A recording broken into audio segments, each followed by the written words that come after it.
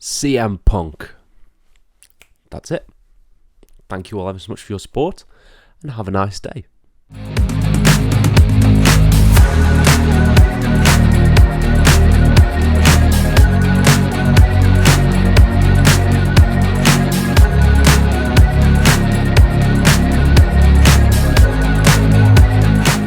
Hello and welcome to FTTR. I am Hugh McQuaid, and today we are discussing the big wrestling mystery at the moment: who attacked Jay White. But before we dive into that, please hit subscribe, please like this video, please comment your thoughts down below of who you think jumped Jay White at the end of Dynamite as we dive into this big talking point. So, first of all, apologies if I sound a little croaky, I'm a little bit under the weather. I can't seem to fight off the illnesses in the world, but we'll power through. We want to talk about this goodness. So, the end of Dynamite yesterday, we had a big closing angle following the Swerve Adam Page contract signing, in which a bunch of masked figures jumped Jay White in the back.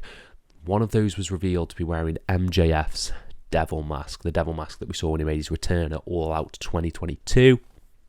And the speculation of who this might be. A lot of speculation doing the rounds. No, not what the intro said, not CM Punk.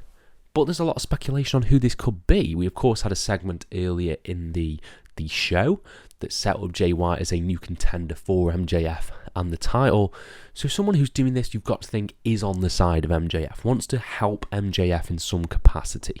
Now, the way we look at whodunits and the way you should look at mysteries is often case the most obvious person did do it.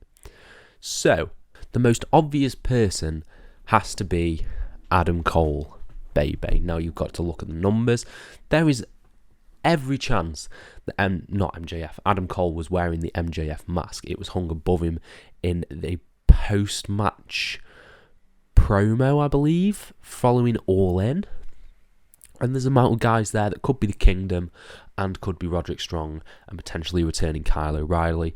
They are trying to get in the good graces potentially of Max by doing this dastardly deed.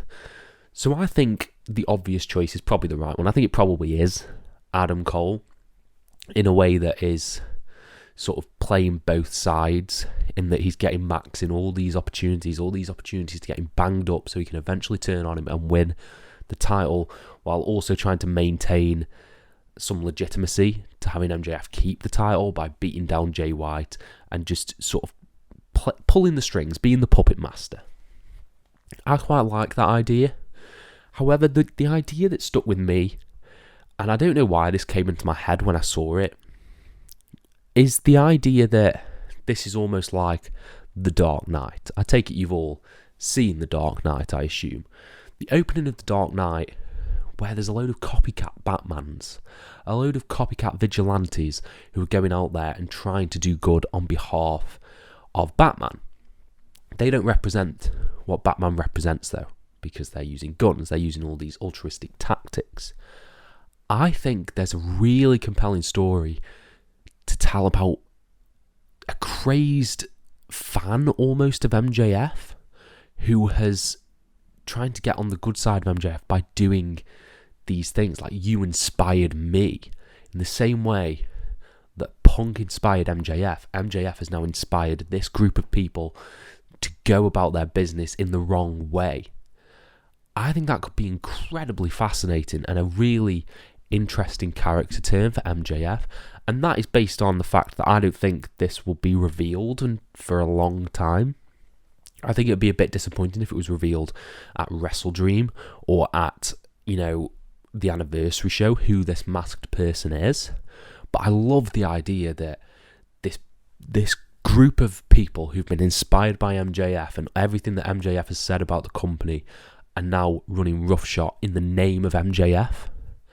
That will put him in a really interesting predicament of being, do I run with that crew or do I run with Adam Cole and, lean into the good side, having play off the dark and the light? I think that's really compelling, and who could be the person behind that mask that has been inspired by this? You look at some of the names that were recently released, I think Mustafa Ali could be a really interesting candidate for that, just being like, I watched you for 4 years since Dynamite started, and I wanted to be like you. Hence why I've got this crew. Hence why I've started my own faction, essentially doing like some of MJF's greatest hits and playing that off against him, like when MJF revealed the Pinnacle to Chris Jericho. I just think that's a really interesting, like, supervillain-esque story to tell.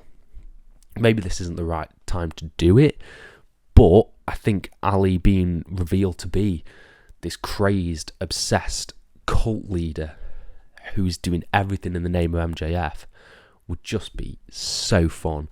And I think he'd really sink his teeth into that. Other candidates that I've seen thrown around, Edge. I don't know if that's the best way to bring in Edge. I don't know if you want Edge coming in as a face or as a heel. I personally prefer heel Edge over face Edge.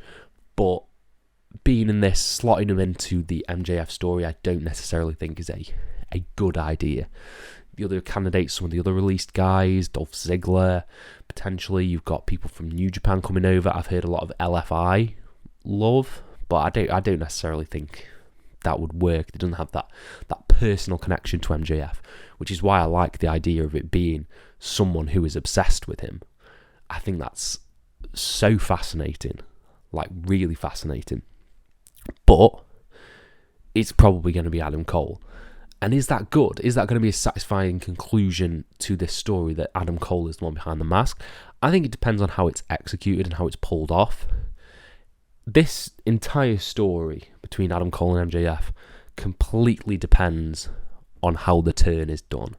If the turn is foreshadowed, like foreshadowing and predictability isn't necessarily a bad thing, but I think this needs to be like the biggest turn in AEW history. They have built it up so well that this needs to break MJF. I think Cole needs to win that title, and we will see just this blood feud emanate between the two. And how this angle plays into that, I'm not really sure. But is it a red herring? Is it a red herring? Are we just being guided down that road of thinking that it's Adam Cole? Maybe. But sometimes the most obvious choice is the most likely. So if I had to place bets now, right this second, over who I think is behind the MJF devil mask and who attacked Jay White, I would say it was Adam Cole. That is my guess. That is my prediction. We shall see from here. We shall see where this goes. But I want to know what you guys think down in the comments below. Do you think this is a good idea? Do you think it's a bad idea? What do you think about my crazed fan theory? Let me know everything you want down in the comments below, and I'll try and apply to every single one of them. Thank you all ever so much for your support, and have a nice day.